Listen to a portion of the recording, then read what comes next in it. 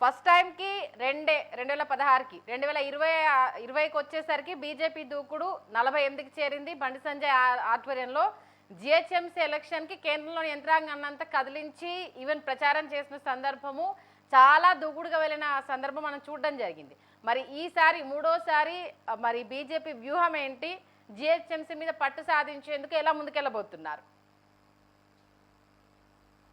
ముందుల ప్రేక్షకులందరికీ నమస్కారం. మరి ప్యానల్ ఉన్న వారికి అందరూ నమస్కారం. ఇప్పుడు గ్రేటర్ హైదరాబాద్ మొన్న ఎమ్మెల్సీ ఎలక్షన్స్ జరిగాయి, మీరు చూశారు.